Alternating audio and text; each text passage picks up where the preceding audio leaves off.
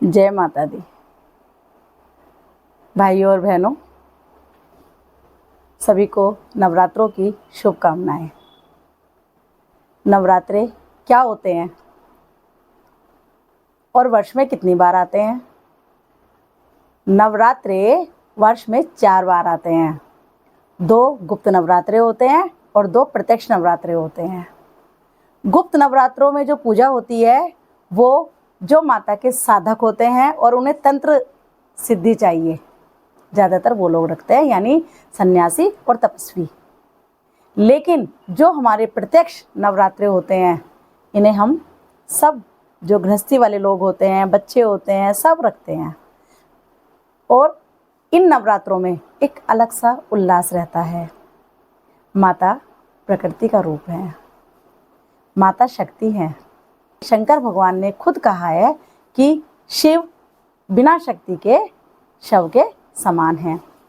हमें जो शक्ति होती है वो माता रानी की देन होती है। माता प्रकृति के रूप में हमारा पालन पोषण करती हैं और हमारी हर इच्छाओं को पूर्ण करती हैं।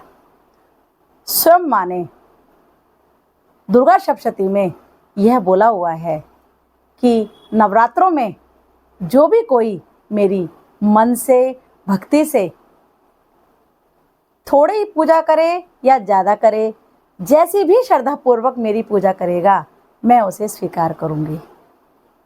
तो हम माता रानी के इस व्रत में कलश स्थापना करते हैं और कलश स्थापना में हम अपनी बहुत सारी इच्छा के साथ कलश रखते हैं। हर व्यक्ति की अलग अलग इच्छाएं होती हैं। जब माता रानी आती हैं तो सब लोग नवरात्रों से पहले अपना मन में सोच के रखते हैं कि इस बार नवरात्रे आएंगे तो हम माँ से ये वाली कामना रखेंगे। माँ जिनसे हम अपनी इच्छा पूर्ति के लिए वरदान मांगते हैं और माता रानी उन्हें पूरा भी करती हैं। माँ बहुत दयालु हैं, करुणामयी हैं। भाइयों और बहनों, अब आप कहोगे ये सब बात तो मुझे भी, हमें भी पता है। कलश स्थापना क्या है? कलश स्थापना माता का हम वो स्वरूप, वो व्रत, वो कामना हम कलश के रूप में रखते हैं माता के सामने, जिसे हम 9 दिन तक माता को पूजते हैं, माता के हर स्वरूप को पूजते हैं।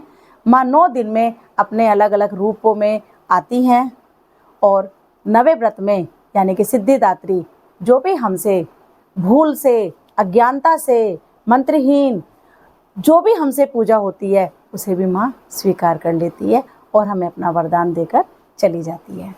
ये व्रत सब लोग रख सकते हैं, बस इसमें भक्ति की बहुत ज़्यादा आवश्यकता होती है।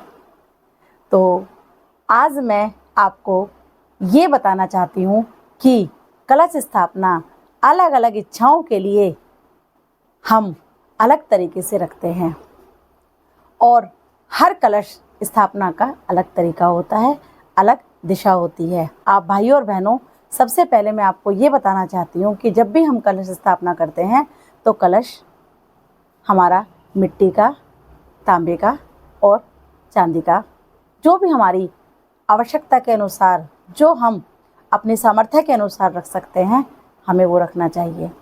कलश में हमें गंगा जल, थोड़े से चावल और एक 5 का सिक्का ज़रूर डालना चाहिए। उसके बाद में हम उसमें जल भरते हैं। अगर संतान पढ़ाई ना कर रही हो या पढ़ती है लेकिन अच्छे नंबर नहीं आते, पढ़ाई पे उनका कंसंट्रेशन नहीं हो पाता, तो माएँ अपने बच्चों के लिए इस बार कलश स्थापना इस तरीके से कर सकती हैं। चने की दाल लीजिए, चने की दाल के ऊपर अपना कलश स्थापना करिए। तांबे का, जो तांबे का लोटा होता है उसके ऊपर आप जो चने की दाल होती है उसके ऊपर आप कलश स्थापना करके, तरीका वही है जो मैंने आपको बताया है। कलश में आपको क्या क्या डालना है, उसके ऊपर आप चुन्नी लगा के, नारियल रख के अपने बच्चों के हाथ से, उनके भी हाथ टच करवा दीजिए और कलश स्थापना करवा दीजिए। माता सरस्वती का भी आशीर्वाद प्राप्त होगा। माता सरस्वती की कृपा से बच्चों का पढ़ाई में ध्यान लगेगा, उनके अच्छे नंबर आएंगे। जब हमारे नवरात्रे समाप्त हो जाते हैं तो इस चने की दाल को आप पूरी रात के लिए भिगो के रख दीजिए और अगले दिन इसमें गुड़ मिलाकर आप गाय को खिला दीजिए या बच्चे के हाथ से खिलवा दीजिए। ऐसा करने से माता सरस्वती का, माँ दुर्गा का और गुरुदेव का आशीर्वाद प्राप्त होता है और बच्चे के अच्छे नंबर आते हैं और घर में पढ़ाई का माहौल बन जाता है, जो बच्चे मन लगाकर पढ़ाई करने लगते हैं। जय माता दी।